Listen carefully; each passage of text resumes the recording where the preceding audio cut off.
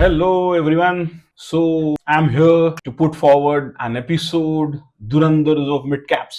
आज हमारे साथ जो स्टूडेंट स्पीकर जुड़ रही है, अगेन अ वंडरफुल पर्सनालिटी. काफी स्ट्रगल के साथ, पढ़ाई के साथ ये आगे आई. मस्ती करने में बहुत नटोरियस बदमाश we can say, but at the same time back to back results and back to back concurrence of steps in CA and going ahead in the journey very fast, right? So चलिए मिलते हैं आज के इस personality से, आज का धुरंधर of mid caps. Hello everybody, I am Harshita Rathi. I cleared my CA intermediate in May 25. Currently I am pursuing articleship from Nagpur. Okay, hi Harshita. Hello sir. So दोस्तों, she is a CA finalist and very proud moment for us कि right from 11th Harshita हमसे जुड़ी हुई है, right Harshita? Yes sir. Okay, so Harshita tell me, कैसा आपका जीवन रहा? आप कॉमर्स में कैसे क्या आए, कब आए, क्या हुआ था कि आप कॉमर्स में लैंड हुए? सर मुझे स्टार्टिंग से ही कॉमर्स में आना था. मतलब बहुत बच्चे 9-10 तक कंफ्यूज रहते हैं, बट आई थिंक मैं थर्ड फोर्थ से अपना मन काफी हद तक सीए के लिए बना चुकी थी. ओके, मेरे फैमिली में थर्ड भी. फोर्थ से? हाँ. भाई थर्ड फोर्थ में कौन सीए के बारे में सोचता है? मेरे फैमिली में एक्चुअली बहुत सीएस रह चुके हैं एंड अपने बड़े कजिन्स को देख के मुझे हमेशा से ऐसा एक फैसिनेशन था सीए के लिए, तो मैं बहुत श्योर थी कि this is what I want to do. Okay, good, that's nice. आगे बताइए, फिर क्या हुआ 11th? फिर 10th तक के तो नॉर्मल स्कूल रहता है. कौन फिर सा स्कूल था आपका 10th का? मैं 10th तक के सांदीपनी में थी. ओके, सांदीपनी हजारी पहाड़. यस. Good, nice. उसके बाद 11th में मैंने कॉमर्स लिया था. मैंने कॉलेज भी लिया था साथ में. I did not go for tie up and मैं तब से ही मिड करीज कैप्स के साथ सिंस 2022 में जुड़ी हूँ. ओके, आप हमारे मिड कैप्स में कैसे क्या आए? सर मिड कैप्स में एक्चुअली मेरे डैड ने सजेस्ट किया था. ही न्यू अबाउट मिडकरी सर, सीनियर मिडकरी सर, एंड Right. उनका ये बोलना था कि अगर पढ़ना चाहिए तो फिर मिडकरी सर के पास ही पढ़ना चाहिए. ओके. तो वो उनका ही डिसीजन था मुझे यहाँ डालने का. हम्म. मैंने काफी उनको वो भी किया था कि नहीं मुझे नहीं जाना है originally in the start, but धीरे धीरे यहाँ पे सबसे दोस्ती हो गई, यहाँ पे घुल मिल गए, तो I think that was a very good decision he took. अच्छा, सो कोई रिग्रेट कि नो मिड सर, कैप्स में आना पड़ा? नहीं, you can speak on the camera itself. No sir, no regret. Okay, good good. So आपकी 11th की जर्नी शुरू हुई मिड कैप्स में? Yes sir. राइट, 11th किया, 12th किया, साथ साथ में फाउंडेशन किया था? नहीं, हाँ मतलब पहले डिसाइडेड नहीं था, बट एज ऑन मूविंग और मतलब 12th में आने के बाद फिर वही सही डिसीजन लग रहा था, तो साथ साथ किया था. ओके. और 12th की एग्जाम आपकी हुई, राइट? Yes sir. 12th के एग्जाम में कैसे स्कोर किया आपने? 12th में तो बेसिकली मेरा 12th में स्कोर 91% था. My God. यस. तो 12th में 91% वाज अ गुड स्कोर, तो उससे भी एक मोटिवेशन था कि फाउंडेशन भी अच्छा होगा. और 12th में अगर साल भर आप पढ़ते हो और क्लास में ध्यान देते हो तो लास्ट मोमेंट प्रेशर कम होता है, तो बस इसीलिए. और उससे सीए फाउंडेशन की प्रिपरेशन होते रहती है. इसका मतलब आपका कहना यह है कि 12th 11 12th पढ़ते पढ़ते ही फाउंडेशन की तैयारी अच्छी खासी आपकी हो जाती है? हाँ सर, 11th का बेसिक से ही फाउंडेशन का अकाउंट स्टार्ट होता है. और 11th में स्टैटिस्टिक्स होता है, वो भी अगेन फाउंडेशन में पूरा रिपीट होता है. और 12th का तो अकाउंट्स का आई वुड से 80% सिलेबस है फाउंडेशन में. सिर्फ 20% ही न्यू पढ़ना पड़ता है. And even business studies law में बेसिक्स के लिए बहुत काम आता है. तो ओवर एंड ऑल अगर आप 11th-12th सीबीएसई करते हैं तो फाउंडेशन में बहुत हेल्प होता है. ओके. तो आपका जो है फाउंडेशन का एग्जाम आपने कौन सा दिया था? क्योंकि 12th आपका हुआ था मार्च 2000 एंड मार्च 2024 मेरा 12th का एग्जाम था ओके. एंड जून 24 मेरा फाउंडेशन का एग्जाम लवली, था. तब जून में अटेम्प्ट था, राइट? हाँ तब जून में था. तो आपने जून में फाउंडेशन का एग्जाम दिया था. यस. तो व्हाट वाज योर शेड्यूल? जैसे 12th के बोर्ड्स के बाद कितना समय दिया आपने फाउंडेशन के लिए?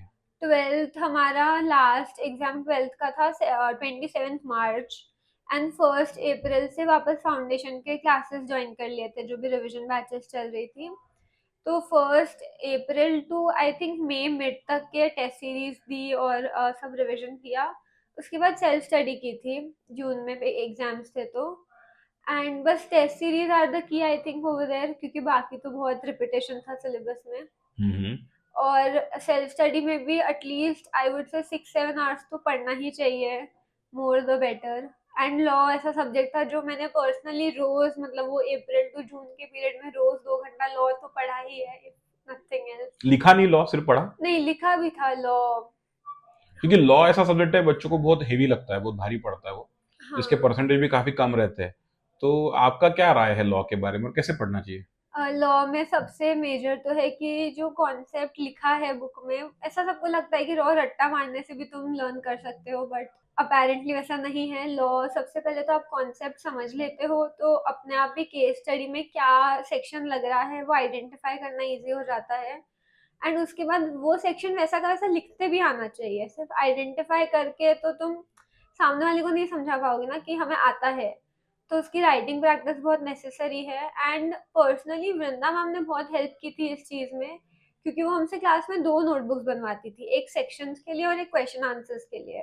तो ड्यूरिंग दैट फाउंडेशन का जो बैच होता है 6 to 7 मंथ्स का, और क्योंकि मेरा 12th से ही मैं पढ़ रही थी, तो साथ साथ ही हमने लिखा था, और लास्ट में भी वो हमें बताते रहती थी ये क्वेश्चन लिख लो, ये कर लो। एंड 3 टेस्ट सीरीज के बाद राइटिंग प्रैक्टिस काफी हो गई थी। Okay, good good good. तो आप 11 ट्वेल्थ में, इसका मतलब स्कूल भी जाते थे, ट्यूशंस यस। भी आते थे और सेल्फ स्टडी भी करते थे। तो यस सर। 11 ट्वेल्थ और उसके बाद एवरेज में सेल्फ स्टडी टाइम क्या था आपका?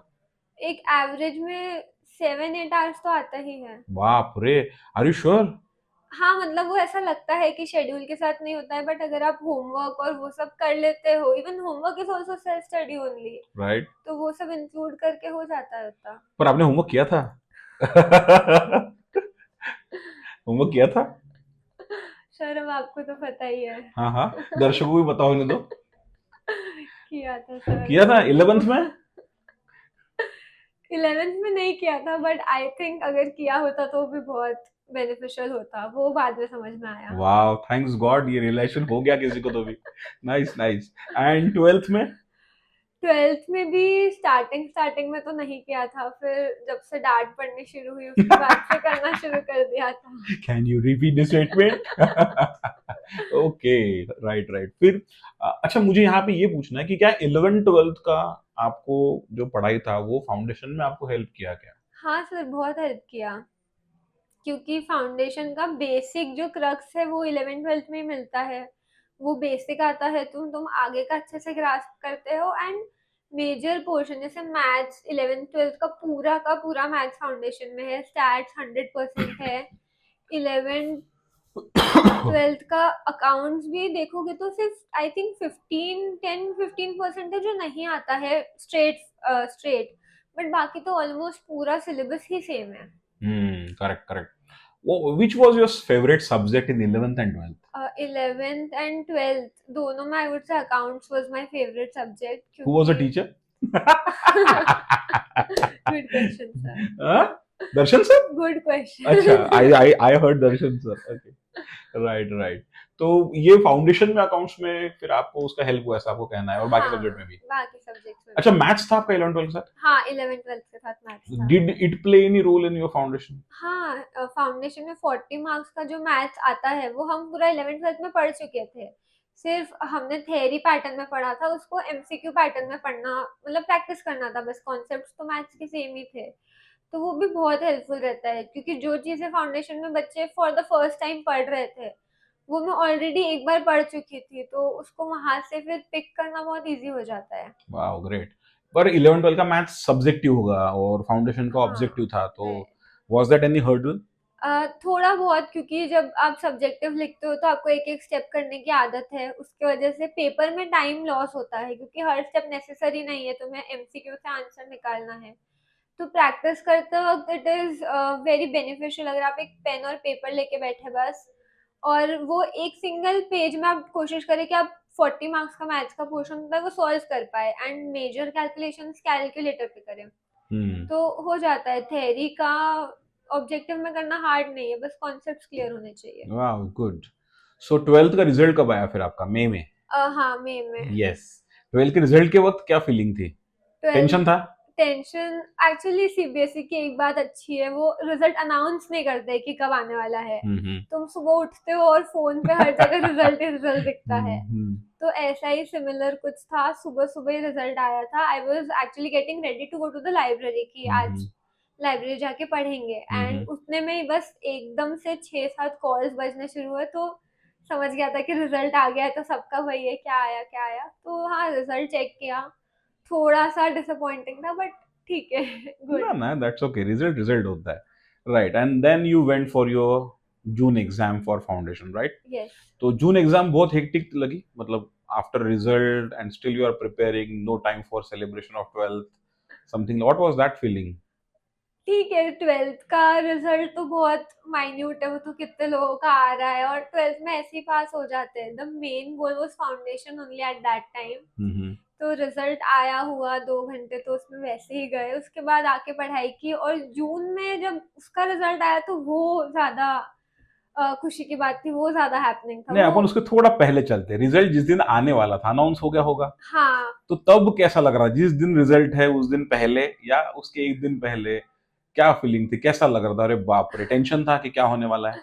सर, थोड़ा थोड़ा टेंशन था, क्योंकि फाउंडेशन का लेवल थोड़ा ऊंचा हो जाता है 12th से, हम उतना एक्सपेक्ट नहीं करते कि एग्जाम इतना डिफिकल्ट आएगा। एंड जून 25 बोल भी रहे थे सबकी, थोड़ा हार्ड अटेम्प्ट था इंस्टीट्यूट की तरफ से, एंड वो फर्स्ट अटेम्प्ट था जिसमें लॉ वाज 100%, मतलब 100% लॉ के पेपर में लॉ आया था, वरना पहले 60-40 आता था। तो लॉ भी पास करना इजी रहता था, तो थोड़ा टेंशन था। बट ऑनेस्टली मुझे याद है 27 जुलाई 24 में रिजल्ट था, तो उस दिन कोई टेंशन नहीं था, सुबह से आई ओह, वॉज वेरी काम कि ठीक है, अभी जो भी आएगा या तो पास क्या हो एक्सपेक्टेड जाएंगे। था, पास होंगे या फेल होंगे? सर, ऐसा एक्सपेक्टेड था कि 190 से 210 के बीच में मार्क्स आएंगे। अरे पर 190 तो गड़बड़ है। हाँ, क्योंकि मुझे आदत बहुत है, पेपर घर लाते ही पहले चेक करना होता है कितने आ रहे कितने आ रहे, तो वो उस रेंज में पड़ रहा था। तो वही प्रिपेयर्ड थे कि ठीक है, नहीं हुआ तो सितंबर दे देंगे, और हो गया तो इंटर दे देंगे, पढ़ना तो इधर में ही था ना। बाप रे, क्या श्योर थे, मतलब जो भी हुआ देखा जाएगा। देखा जाएगा। बढ़िया बढ़िया, इवन ओके। उस दिन तो मैं घर पे भी नहीं थी, I had been out only with with friends only, जिन्होंने साथ में फाउंडेशन ओके दिया था। ओके। हम सब टेंशन में थे, तो सब बाहर चलते हैं, घर आके सभी रिजल्ट देखने वाले थे। तो पूरा दिन रिजल्ट नहीं आया, उन्होंने अनाउंस किया था कि लेट आफ्टरनून में आ जाएगा, बट अगेन ICI। तो वो रिजल्ट आया, आई गेस अराउंड 7:30 to 8 के बीच में वो रिजल्ट आया, बस घर आए और अगेन कॉल्स कॉल्स कॉल्स। फिर रिजल्ट चेक किया तो मुझे ऑनेस्टली रोल नंबर ही नहीं मिल रहा था, कि रोल नंबर कहाँ है, रोल नंबर कहाँ है। I was a little late to check, also सब देख चुके थे, तो और ऐसा एंजाइटी। एंजाइटी बिल्ड हो गई थी, क्योंकि बहुत लोगों का नहीं हुआ था, मतलब जो वो ग्रुप में डिफिकल्ट थे अटेम्प्ट था वो वो। वाला। हाँ, और रिजल्ट भी तब तक आ गया था कि 14.96% ही आया है। यस। तो और आधा मन तो ऐसे ही हो गया था कि नहीं देखते हैं यार, अगर फेल रहा तो देखना नहीं है आज के दिन। बट अनफॉर्चुनेटली ऐसा कुछ नहीं था। Fortunately. Fortunately actually, rather fortunately ऐसा कुछ नहीं था, रिजल्ट बहुत अच्छा था, गुड पास गुड थे गुड। तो। ओके, किस सब्जेक्ट में ज्यादा स्कोर किया था? सबसे ज्यादा स्कोर मेरा मतलब सिमिलर सिमिलर ही था, I had 58 and 56, 58 and 56 okay only. Okay okay, good. तो मतलब फाउंडेशन में बहुत मस्ती भी की है शायद, अगर 50s में अगर स्कोर है, इसका मतलब अच्छी खासी मस्ती की थी। बहुत मस्ती की है। तो मस्ती करते करते पढ़ाई की है? हाँ, मस्ती करते करते पढ़ाई की है तो क्या हम। क्या मस्ती हुई फाउंडेशन में? हमारा एक्चुअली 11th से, क्योंकि सब साथ में थे और सब 11th 12th plus foundation batch वाले लोग थे, तो वी हैड गुड फ्रेंडशिप। हमने सेम लाइब्रेरी चूज की थी, हम रोज सुबह जाते थे पढ़ने।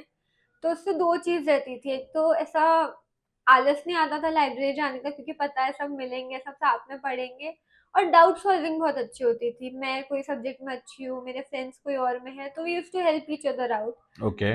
बट वही उसमें थोड़ा डिस्ट्रैक्शन आ जाता है, एक क्वेश्चन जो 10 मिनट में हो सकता है, वो हम 4 लोग लेके बैठे हैं, उसको आधा पौन घंटा लगा रहे हैं। बट इन ऑल हमने एक दूसरे को भी डिस्ट्रैक्ट नहीं होने दिया, साथ में पढ़ाई भी की, मस्ती भी बहुत की। Okay, good good good. तो रिजल्ट सबसे पहले किसको बताया? रिजल्ट मम्मा के साथ देखा था, तो सबसे पहले मम्मा को बताया था। उसके बाद सबका ग्रुप कॉल चल रहा था, तो फ्रेंड्स को बताया। फिर आपको बताया था, मैम से हाँ, बात आई हुई रिमेम्बर, थी, यस मैम को यस। बताया था। घर में तो एकदम खुशी की लहर चल पड़ी हाँ, होगी। उनको भी एक्सपेक्टेड थोड़ा कम था, जिस अरे हिसाब से मैं पेपर के बाद बोल रही थी कि क्या हुआ है, they were also not expecting, but Mhm. it was very good. Wow, that's nice. Do you still remember that day? Yes, No, you it's cherish still that clear. day. Lovely. And फिर foundation ultimately खत्म हो clear, गया. आप CA में घुस चुके थे, right? Yes, sir. Good good. फिर बारी आई इंटर की, तो आप फिर से मिड कैप्स में क्यों रुके? क्योंकि देयर वर मेनी ऑप्शंस, आजकल तो पेन ड्राइव का ऑप्शन भी बहुत सारा है, तो why you were here in mid caps again? जैसे आपने बोला पेन ड्राइव ऑप्शन भी बहुत है, तो पर्सनली पेन ड्राइव लेने में एक चीज होता है कि लैक ऑफ डिसिप्लिन आ जाता है. अगर मुझे पता है कि मैं अपने कंफर्ट पे कभी भी लेक्चर प्ले और पॉज कर सकती हूँ, तो वो सीरियसनेस कभी बिल्ड नहीं हो पाता है पढ़ाई के लिए. एक वो रीजन था पेन ड्राइव ना लेने का. एंड दूसरा रीजन जो आपने बोला कि मिड कैप्स में ही क्यों लिया, तो यहाँ की फैकल्टी पता थी. जैसे मैंने बताया 11th 12th से हम यहीं से एसोसिएटेड थे, तो एक तो ट्रस्ट भी होता है कि ऑब्वियसली गलत गाइडेंस नहीं मिलेगा. और दूसरी चीज, अब हमें सबके टीचिंग स्टाइल बहुत अडेप्टेड थे कि ऐसा ऐसा है और वही हम एक्सपेक्ट करते हैं फिर. तो बहुत इजी हो जाता है टू ग्रास्प, टू लर्न, और इवन कोई डाउट भी रहा तो वो एक बहुत फास्ट क्लियर हो जाता है अगर ओके. आप ऐसे फैकल्टी से पढ़ रहे हो जो बहुत फ्रेंडली हो, जो साथ में आपको लेके बैठ के समझाते हो. तो that was the major reason to come here. Okay. तो फिर से वापस मुझे झेलना पड़ा आपको कॉस्टिंग एफएम में. I would say the other way around. या आई नो. ये बहुत मस्ती करने वाली लड़की थी, क्लास में बहुत चकलस करती थी, मुझे मालूम है.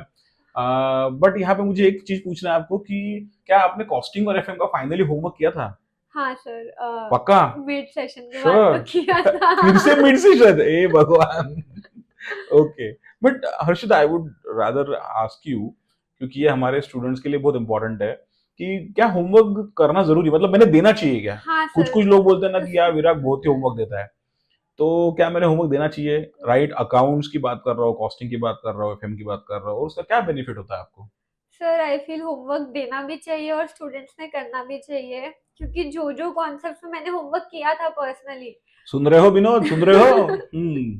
वो मुझे आज भी याद है. जैसे अकाउंट्स में शेयर कैपिटल अप्रैल में सिखाते हैं ना आप, तो वो ऐसे फ्रेश बैच, ऐसा फ्रेश मोटिवेशन होता है पढ़ाई करने का, होमवर्क करने का. तो आई रिमेम्बर तब 200 कुछ क्वेश्चंस थे, वो सारे मैंने कंप्लीट किए थे. एंड आज वाह. भी मैंने कितने टाइम से शेयर कैपिटल नहीं पढ़ा होगा, I think almost a year. But आप मुझे कोई भी क्वेश्चन आज भी दे दोगे ना, तो मुझे कॉन्फिडेंस है मैं सॉल्व करके सही आंसर ले आऊंगी. तो होमवर्क करना चाहिए. इवन कॉस्टिंग में भी मैंने स्टैंडर्ड और मार्जिनल कॉस्टिंग में बहुत अच्छे से पढ़ाई की थी, बहुत होमवर्क किया था. तो वो भी अगेन इतना डिफिकल्ट कॉन्सेप्ट है वो कि लोगों को नहीं समझता है, बट आज भी आप कोई भी क्वेश्चन उठा के रख दीजिए, मैं सॉल्व कर सकती हूँ. इसलिए तो स्कोर आया था madam. What was your score? हमारे व्यूअर्स को बता दो कि कॉस्टिंग का स्कोर क्या था. कॉस्टिंग में मुझे 78 मार्क्स थे. Lovely Harshita, and congratulations once again for that. Thank you sir. So one of my proud element कि यस, इस बच्ची ने 78 हमारे कॉस्टिंग में, एंड विथ लेस प्रिपरेशन, उतनी मेहनत की थी, आखिरी में अच्छी मेहनत की थी, बट शुरुआत में थोड़ी सी लेथार्जिक थी, बट शी बहुत अच्छे से फ्लाइंग कलर से उसने फाउंडेशन और इंटर अपना क्लियर किया. That's too too too good Harshita. And tell me कि लाइब्रेरी में पढ़ने का कैसा शेड्यूल होता था, क्या करते थे आप लोग? लाइब्रेरी में बहुत धीरे धीरे टाइम बढ़ाया था. एकदम से अगर आप 12 आवर्स बैठने की कोशिश करते हो तो वो नहीं हो पाता है. राइट. तो जब क्लासेस चलते थे तो एक 3 तक के क्लासेस हो जाते, क्लासेस एंड लंच 3 o'clock तक के हो जाता था.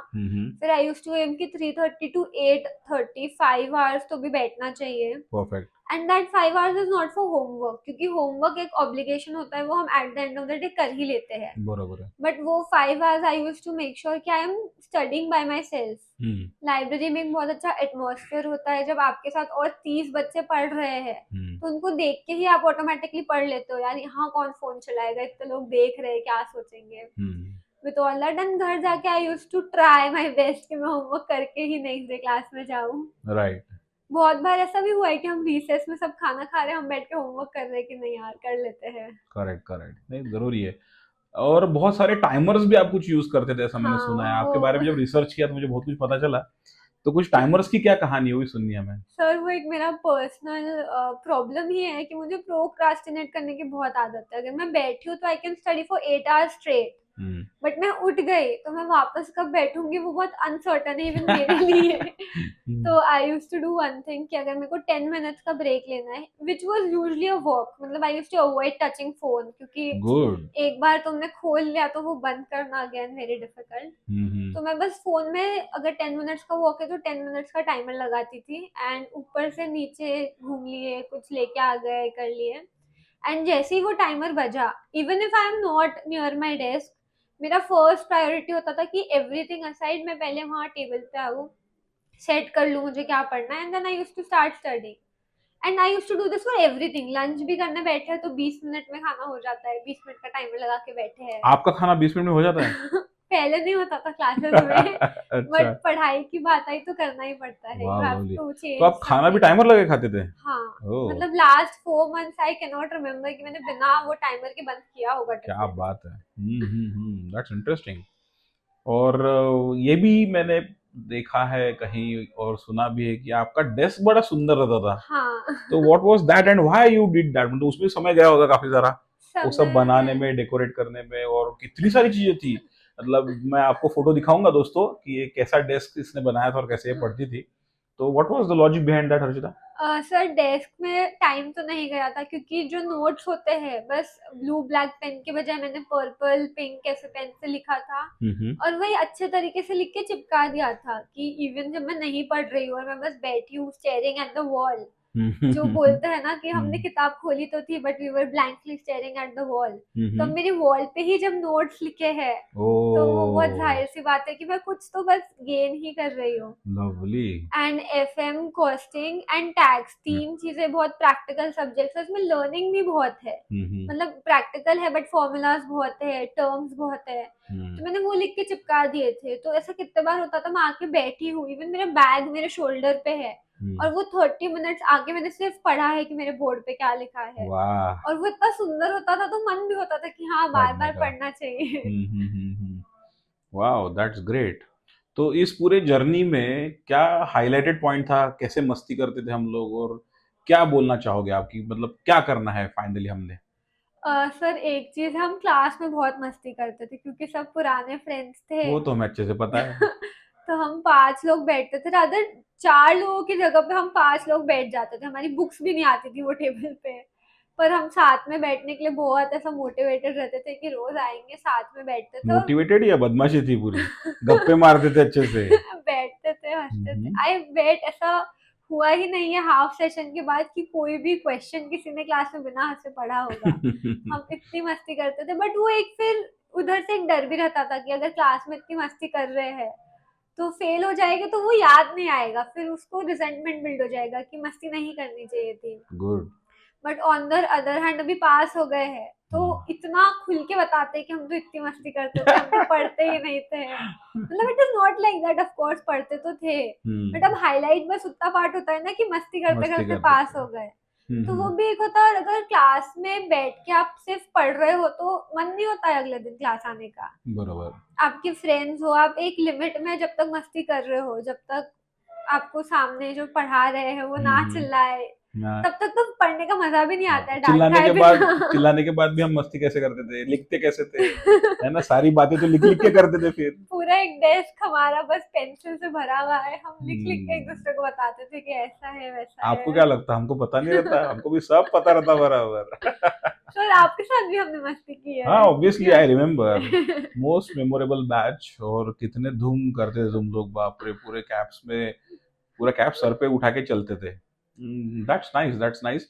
मेरा यही कहना है कि जिंदगी जीते जीते जो है अपना काम करना चाहिए, अच्छे से हंसते हंसते करना चाहिए, बिल्कुल सर। सो दैट वो अच्छे से अचीव भी होता है और मजा भी आता है। Yes, true.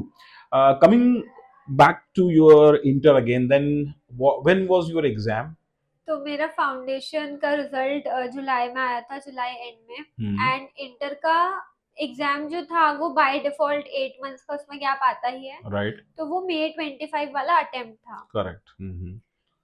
तो अटेम्प्ट कैसा गया आपका? वो बहुत प्रेशर में गया या क्या था? वो पेपर्स जब जा रहे थे तब तब कैसा फील हो रहा था? वो अटेम्प्ट मतलब वो ऐसा हो गया था कि मई 3 से एग्जाम्स थे, तो मई आते आज तक की बॉडी अब गिव अप कर चुकी थी, अब बस पेपर हो और ये चीज खत्म हो। हम्म। बट अगेन जैसा तुम चाहते हो वैसा तो नहीं होता ही होता है। नहीं। तो हमारा ग्रुप 1 बहुत स्मूथली हुआ, 3rd 5th 7th को पेपर था वो हुआ, एंड हम कॉस्टिंग के लिए प्रिपेयर कर रहे हैं, तो 7th को घर आके पढ़ा पेपर से, 8th को पूरा पढ़ा, एंड 9th को कॉस्टिंग का एग्जाम ओरिजिनली था। तो 8th को बस किताबें बंद की और फोन उठा के टाइम देखा, उतने में नोटिफिकेशन था कि ICAI has postponed the paper. Oh, I remember, yes.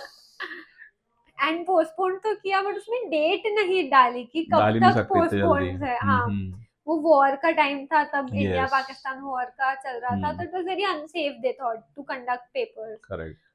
तो अब पढ़ ली थी, पूरी कॉस्टिंग की पढ़ाई हो गई है, बस कल पेपर ही देना बाकी था। तो फिर रात को तो बस वही अगेन कॉल्स एंड कॉल्स, सब फ्रेंड्स को बता रहे हैं कि पेपर पोस्टपोन हो गए, पेपर नहीं है। और नेक्स्ट डे आई थिंक वो उतने 8 महीने की जर्नी में पहली बार था कि उस दिन किताब ना खोली, ना देखी, ना हाथ लगाया।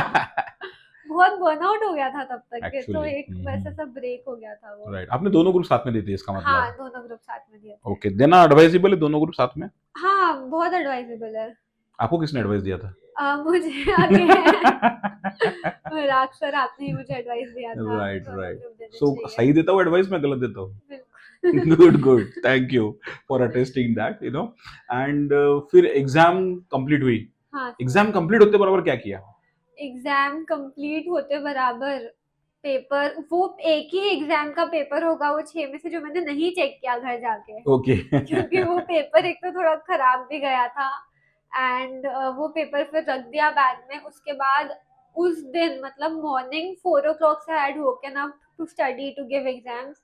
मैं नेक्स्ट डे 6 बजे सोई हूँ सुबह। बाप रे। मतलब वो फुल हमने सेलिब्रेट किया कि पेपर हो गए हैं। वाह, गुड गुड गुड। और उसके बाद लंबा इंतजार फिर हाँ, रिजल्ट का। उसके बाद लंबा वो सबसे लंबा पीरियड होता होगा ना? एक्चुअली हाँ, करेक्ट करेक्ट।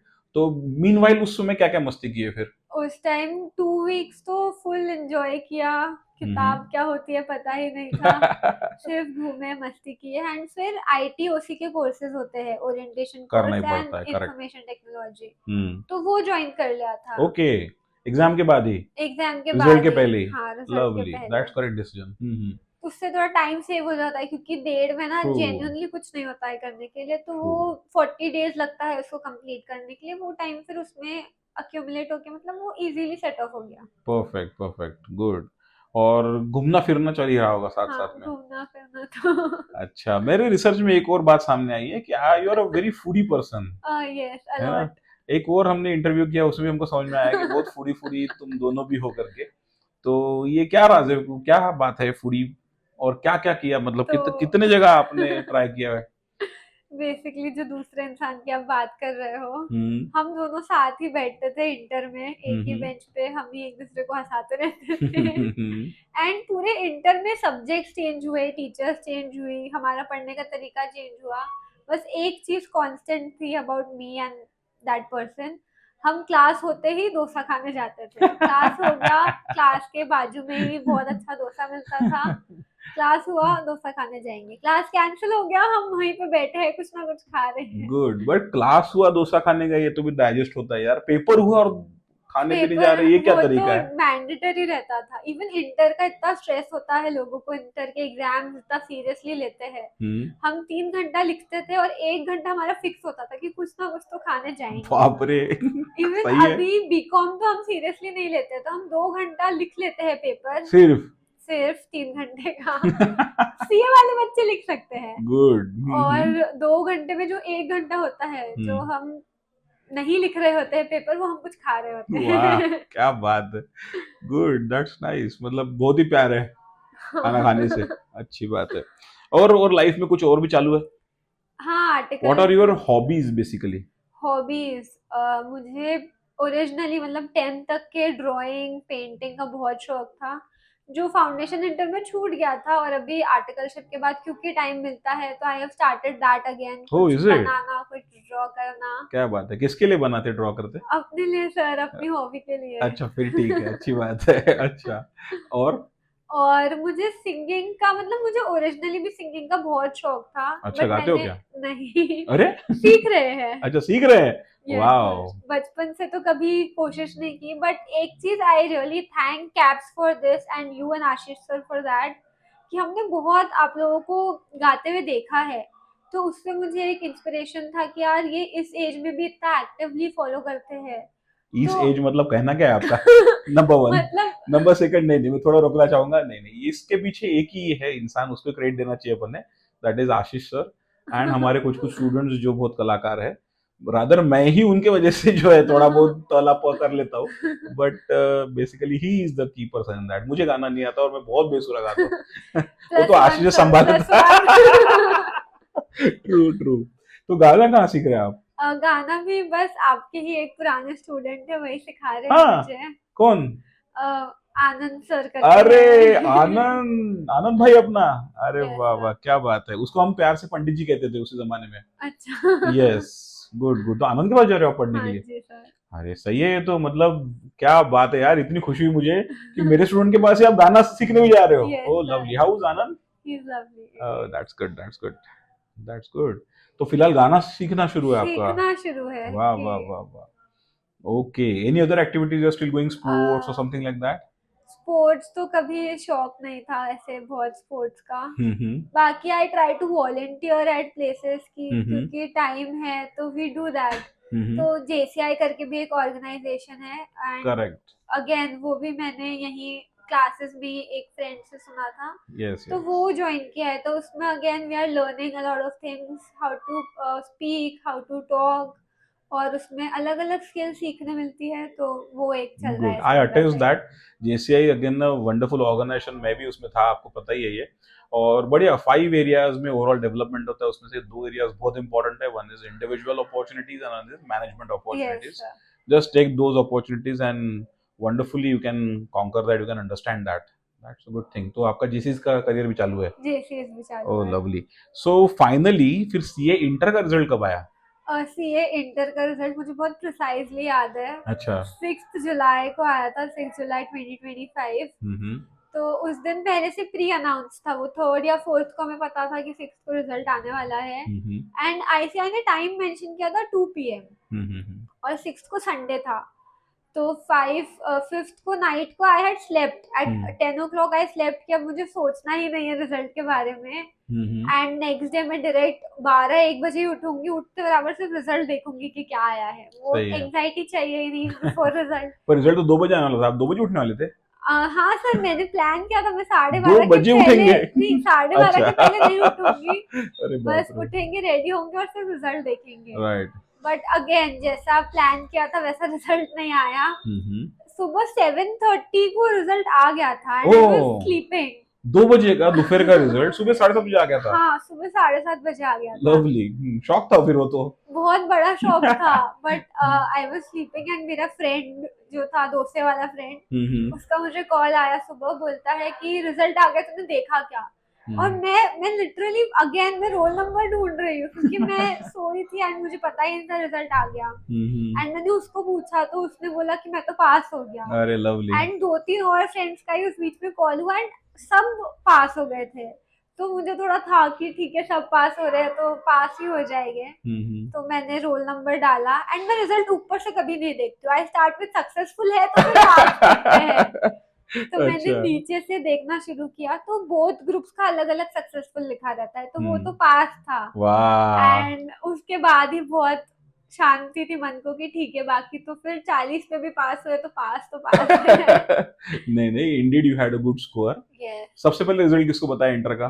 सबसे पहले इंटर का रिजल्ट मैंने एक्चुअली सबसे पहले देखते बराबर आपको कॉल किया था ओह कि अच्छा। विराग सर ऐसा ऐसा रिजल्ट आया है। हम्म एंड उसके बाद घर पे बताया रिजल्ट, फिर हम्म सब फ्रेंड्स को बताया कि ऐसा ऐसा है। एंड आई रिमेम्बर उस दिन पूरे दिन मैंने सिर्फ फोन पे बात की है, ओके, वो क्या आया ऑब्वियसली क्या हुआ। रिजल्ट का दिन है तो सही पे फोन में तो होना ही चाहिए। इसलिए तो मैं हमारे स्टूडेंट्स को हमेशा बोलता हूँ, if you don't want to switch off your phone on the result day, kindly switch it off when you study self. सही। Right, good. आपके दोस्त कौन कौन है, किन किन को आप रिकॉग्नाइज करना चाहोगे यहाँ पे?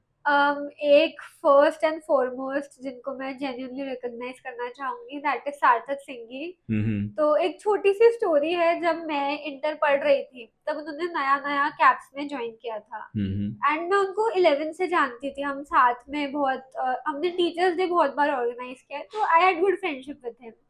तो हमारा एक छोटा सा रिचुअल होता था, तो हम लंच करते थे रोज साथ में। एंड वो again he is one person जो मेरा फोन बजते ही, टाइमर बजते ही मुझे बोलते थे अब तू ऊपर जाएगी, अब तू सिर्फ पढ़ाई करेगी। गुड। तो I think that was a very motivating factor. And उन्होंने मुझे एग्जाम के पहले 14 पेन्स दिए थे। अच्छा। 14 ब्लैक पेन्स मतलब आई डोंट नो उनको क्या लग रहा था कि मैं एक पेपर में 2 पेन से लिखूंगी या क्या। उसमें से जेन्युइनली 10 आज भी मेरे पास रखे हुए हैं। Good good. तो he is one person I would recognize. Then Shashank, obviously Shashank and Sejal, हम तीनों एक ही बेंच पे बैठते थे और फिर जाते थे बाहर। तो both of them, thank you so much. And third person who I would not say is a friend, she also taught me, Vrinda ma'am. Vrinda ma'am के साथ हमने बहुत मस्ती करी है। एंड वृंदा मैम के क्लास में हमको ऐसा कभी लगा ही नहीं कि वो क्लास होता था। हम बहुत फ्रेंडली थे, वो सब एज अ फ्रेंड ही हमें सिखाते रहती थी। और वो एक बहुत इंटरेस्टिंग चीज है, एसएम को उन्होंने रियल लाइफ की जो कंपनीज है या इंडस्ट्रीज है उससे बहुत लिंक किया था कि अगर वो कोई स्ट्रैटेजी बता रही है तो वो साथ साथ हमें कंपनी में बताती थी कि ये कंपनी वो स्ट्रैटेजी अप्लाई कर रही है, टू नो कि ये सब बुकिश नहीं है, मतलब ये ऐसा हो रहा है रियल वर्ल्ड में। तो Vrinda ma'am I would recognise. And then one of my school friends actually, वो सीएस कर रही है करंटली, देविका। तो Devika was also very huge support. Wow. तो we had only one thing going on, she used to rant about CS की पढ़ाई नहीं हो रही है and I used to constantly go about कि सीए की पढ़ाई नहीं हो रही है। तो वो एक मॉरल सपोर्ट बहुत था। एंड लास्ट बट विराक्षर, thank you so much, always welcome. I remember एक पॉइंट के बाद तो मेरा रोज का रूटीन हो गया था कि आज ये पढ़ा है, इतना इतना डाउट है। एंड वो कॉस्टिंग से एफएम से शुरू हुआ, फिर टैक्स, फिर लॉ, फिर ऑडिट, जो भी डाउट है विराक्षर तो बता देंगे। ऐसा करके आ जाते थे। Correct correct. That was good no. Yes. तो ऐसा है। एंड योर रिलेटिव्स जिनको आप स्पेशली रिकॉग्नाइज करना चाहते हो? मैं मेरे भाई को रिकॉग्नाइज करूंगी, माय रियल ब्रदर। तो वो मुझे टेंशन में देखता था, बट सिबलिंग्स में एक कोड होता है, हम अच्छा नहीं बोल सकते हैं दूसरे वाले को। तो उसको एक आदत वो तो रूल है, वो तो रूल है, अच्छा नहीं बोल सकते हैं। तो उसको एक बहुत छोटी सी आदत थी और वो बहुत स्वीट था, मतलब वो छोटे छोटे स्टिकी नोट्स होते हैं, उस पे लिख देता था all the best Harshu, you will do it. And वो फोल्ड करके मेरे फोन केस में डाल देता था। अच्छा, ओह तो लवली। उसमें से मेरे पास आई थिंक 6-7 चिट्स आज भी रखे हैं संभाल के। वो मुझे फेस पे कभी नहीं बोलेगा कि तू कर लेगी, तुझसे तो नहीं होगा, तू पढ़े ही रहती है, ऐसा ही उसने हमेशा बोला है। अच्छा। बट बिहाइंड द बैक वो बहुत स्वीटली मोटिवेट करते रहता था कि नहीं, you can do it, you will do it. तो ही, I will recognise my mom, I would recognise. जितने बजे लाइब्रेरी जाना है उतने बजे हमेशा टिफिन तैयार रहता था, कैसे तो भी। That's great. यस। आपके घर में कौन कौन है? अच्छा, और गो अहेड। नहीं, हाँ। और तो पापा तो होते ही है, वो बोलते नहीं है, but silently is always standing strong. Right. तो मेरे घर पे मॉम डैड है, मेरा रियल ब्रदर है और दादा दादी है। अरे वाह, दादा दादी का प्यार साथ में है। हाँ। Oh, you are a lucky chap, you know, you are a lucky they chap. Are the people who call everybody. हम तो रिजल्ट छुपाते हैं कि मत पूछो, वो सामने से फोन करके बता देते हैं पास हो गई, पास हो गई। देखना है, ये प्रेशर अदरवाइज भी आता है। That's good. एंड करंटली कैसे लाइफ को एंजॉय कर रहे हो? You are going in articleship, I heard. Yes, articleship. हाँ, तो काम बहुत है। हाँ, काम तो वो तो हमेशा ही बहुत रहेगा। तो उसके साथ साथ म्यूजिक चालू है अभी भी? म्यूजिक चालू है। अरे वाह, जीसीस भी चालू है। जीसीस भी चालू वाओ। है। And one more element you are missing, I would say here कि yes, she has helped me out in my updation of notes, so thank you so much Harshita. और वो इस सब कामों में मैंने और काम आपको जोड़ दिया था, उसके बारे में कुछ कहना तो बिल्कुल बोलिए। नहीं सर, वो तो मजा ही आ रहा था, सब पढ़ा हुआ है पहले से, तो उसको लिखना, अपने तरीके से एक्सप्लेन करना, जो हम क्लास में बैठ के कंप्लेन करते हैं ये ऐसा लिखा होना चाहिए, तो और समझ में आता है ये तो बुक ही गलत है। हाँ, तो हमारे नोट्स में से गलती निकालने का काम कि सर ये क्वेश्चन ही गलत है ना। बट वो गलती तो जेन्युइन रहती थी ना। Good good. तो अभी फाइनली अभी कुछ गलत होगा तो आई एम डेफिनेटली श्योर आगे के बच्चे आके मुझे पकड़ेंगे कि ये तो गलत लिखा है आपने। Good. At very young age आपने एक ऑथरशिप भी शुरू कर दी है, दैट्स वेरी गुड। कुछ लिखने पढ़ने का भी शौक है ड्राइंग के अलावा? हाँ, लिखने का शौक था, मतलब बचपन से बहुत शौक था लिखने अच्छा। का। क्या लिखते हो? पोएट्री? पोएट्री भी लिखी है, आर्टिकल्स भी लिखे आर्टिकल्स हैं। भी लिखे हैं? हाँ, ओह लवली, मतलब लिखते भी हो? लिखते थोड़ा दैट्स बहुत नाइस। लिखते और हैं। अच्छा, आप ये इंटर में हो, मतलब रफली आपका एज एक 20-21 का होगा, राइट? हाँ सर, तो 20। 20 के एज में what was the best moment in your life? लगे टिल तो सोच के बोलो, 20। हरकत नहीं। हाँ, पूरे 20 साल में क्या सबसे बेहतरीन पल आपको लगता है कि that was the best moment I have lived? Okay. Very difficult question, क्योंकि इतने सारे मोमेंट्स होते हैं। हम्म। बट आई थिंक उसमें से एक, मैं इंटर के रिजल्ट को भी इतना नहीं मानती हूँ जितना मैं फाउंडेशन के रिजल्ट को वो देती हूँ इम्पोर्टेंस। Okay okay. क्योंकि फाउंडेशन में पास होना थोड़ा सा लक था और थोड़ी सी मेहनत थी, दोनों का हम्म कॉम्बिनेशन था। बट वो फाउंडेशन का पूरा पीरियड भी बहुत ब्यूटीफुल था, हमने जितनी मस्ती की थी, जितनी साथ में पढ़ाई की थी। हम्म। एंड जब वो रिजल्ट पॉजिटिव आता है ना, तो वो बाकी की चीजें सब पॉजिटिव लगती है। अगेन जैसे मैंने बोला, अगर फेल हो जाते हैं ना एक आध मार्क्स से, तो वो नहीं अखरता है, बट वो जो मस्ती की है वो बहुत अखर जाती है कि यार ट्रू। आधा घंटा और पढ़ लेना था। तो ट्रू। आई थिंक फाउंडेशन का रिजल्ट, और क्योंकि बहुत लोग एक्सपेक्ट नहीं कर रहे थे कि वो रिजल्ट पॉजिटिव आएगा, तो वो एक बहुत प्राइड का फीलिंग था कि यस। यहाँ मैं बताता हूँ कि बहुत लोग एक्सपेक्ट क्यों नहीं कर रहे थे, क्योंकि हर्षिता ने ना बहुत लेट पढ़ाई शुरू की थी फाउंडेशन की, आई रिमेम्बर। बट उसने सही तरीके से कॉप अप की थी, एंड उसके हम मेंटर थे, तो हमको पता था कि ये लड़की काफी अच्छा कर सकती है अगर ये जल्दी से स्टार्ट करे और फुल फ्लेज पढ़ाई पे आ जाए। But finally she was on full fledge पढ़ाई and she did it, foundation first attempt, inter first attempt, that's great. Inter with distinction है और वो अच्छे से पास हुई है। Harshita, in same 20 years, I'll have other way around question for you. कि in 20 years में, what was the bad phase or bad patch or bad moment for you? Okay. कि तो मतलब वो नहीं होना चाहिए था लाइफ में, हैरी पॉटर की स्टिक मिल गई तो पीछे जाके उसको बदल सकते हैं, ऐसा कौन सा था? सर ऑनेस्टली मैं तो नहीं मानती हूँ कि पीछे जाके कुछ भी बदलना चाहिए। नहीं नहीं, जस्ट एक हाइपोथेटिकल सिचुएशन है। ओके, अगर कुछ मैं चेंज कर सकती हाँ, तो या वो सिचुएशन या वो फेज बहुत बैड था या वो मोमेंट बहुत खराब था, ऐसा कुछ चेंज करना हो तो? Let's think. हम्म। अगर मैं कुछ चेंज कर पाती तो एक बहुत छोटा सा किस्सा है, बट मुझे बहुत याद रहता है। अच्छा। तो हम जब 12th में पढ़ रहे थे, तो वो स्कैनर होता है अकाउंट्स में बुक के पीछे, तो वो स्कैनर मैंने सॉल्व नहीं किया था दैट टाइम। हम्म मेरे सिस्टर की शादी थी, तो वो मेरा मिस हो गया था। हम्म एंड अकाउंट्स का जो पेपर आया था, उसमें वो स्कैनर से एक क्वेश्चन था। तो अभी मुझे ऐसा है, मैं एक बार क्वेश्चन देख लिया ना, तो पता होता है कि ये देखा हुआ क्वेश्चन है। सही है। तो वो मैंने क्वेश्चन थोड़ा सा गलत कर दिया था एग्जाम में, तो मैं हम्म घर आई, मैंने उसका सोल्यूशन नहीं देखा, मैंने बस वो स्कैनर वाली बुक खोली और उसमें पलटा के देखा कि ये क्वेश्चन था क्या। हम्म। मतलब ये गलती मेरी है या ये था ही नहीं कभी बुक में। एंड अपेरेंटली वो क्वेश्चन था वो बुक में। तो वो एक दिन और वो 1.5 दिन फॉलोइंग हम्म मुझे इतना रिग्रेट था कि यार ये मेरे हाथ की चीज थी, और अगर मैंने देख ली होती तो मैंने कर लिया होता। हम्म। And due to that one question, I missed the 100 on accounts, which I O. deeply regret. मतलब सब फेल है फिर उसके आगे, ऐसा ऐसा वो चीज थी मेरे लिए। नहीं नहीं, तो ऐसा नहीं। वो एक, I think I would reverse that and I would oh. Solve the whole thing from the hmm. Beginning, अगर मैं कुछ चेंज कर पाती तो। दैट्स लवली, ओके, बट ठीक है, nonetheless you have one more coming thing in your life, that is CA final, a yes. big big mountain, definitely step by step चढ़ते जाओ और आगे बढ़ते जाओ तो बहुत अच्छा है। फाउंडेशन फाइनल की पढ़ाई शुरू कर दी? फाइनल की पढ़ाई तो शुरू, मतलब ऐसे फुल फ्लेज नहीं शुरू की है, बट जो सेल्फ बेस्ड ऑनलाइन मॉड्यूल्स रहते हैं वो स्टार्ट कर दिए हैं। Okay good. मतलब अभी आर्टिकलशिप में होते हुए भी फाउंडेशन फाइनल की पढ़ाई आपने शुरू कर दी है थोड़ी बहुत? हाँ सर, दैट्स वो गुड। कर दी है, and with in next 6 months तो प्रॉपर क्लासेस भी स्टार्ट करने का प्लान है। That's good. That's good. So that was a wonderful. Anything else you want to say about your personal life or your professional life or something like that as a closing remark? Sir सबका एक question जो बहुत होता है inter और foundation पास करने के बाद, कि Hmm. What is the key. Hmm. तो एक जो बेसिक चीज हमेशा हेल्प करती है, that is solving test series.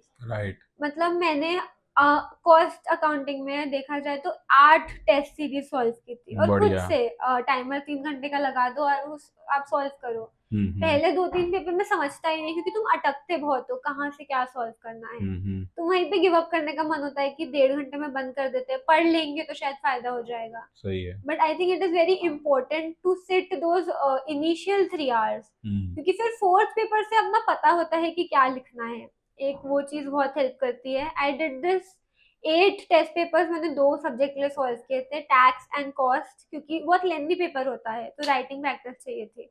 And दोनों में मेरा स्कोर सिग्निफिकेंटली बहुत अच्छा रहा है. नाइस. तो एक चीज वो. एंड पर्सनल लाइफ से आई वुड से never stop pursuing your hobbies. Good. मैंने खुद बहुत लेट स्टार्ट की है ये चीज, विच हम्म. आई रियली थिंक मैंने थोड़ा जल्दी करना चाहिए था, बट ठीक है, नॉनदलेस गुड तो गुड. स्टार्ट कर दिया. Oh that's wonderful. And obviously अगले अगले वीडियो में जो है आपका हम गाना भी सुनेंगे, क्योंकि आप गाना गाना शुरू कर दिए हो भी आनंद भैया के पास. सीख रहे हैं सर. तो पंडित जी के पास का गाना जरूर हम सुनना चाहेंगे आपसे, right? That was wonderful, Yes, sir. Harshita, and you are truly a Dhurandhar of our mid-caps. We feel proud about you, and you are obviously a success bearer of this academy. So thank you so much for coming here and giving us some inputs of your life, right? Yes, Thank you so much, much. Harshita. So हम बात कर रहे थे miss Harshita Rathi से. आपने देखा कितनी सारी चीजें उसने की है, कितना सारा पढ़ाई किया है, और टाइम टेबल बना के रश करके, कभी थोड़ा लेट स्टार्ट हुआ फिर भी उसने अर्ली फिनिश किया है. So those are the keys we can just take out from her interview, कि हाँ ये ऐसा भी हो सकता है यारो, जीना इसी का नाम है. और उसने तो बहुत बढ़िया अपना करियर बना लिया. आपकी बारी है, आपको भी करियर सही सेट करना है. इस सीरीज में एक धुरंधर हमने सुना, हर्षिता राठी. अगली सीरीज में और एक धुरंधर के साथ हम जल्द मिलेंगे. तब तक के लिए जय हिंद.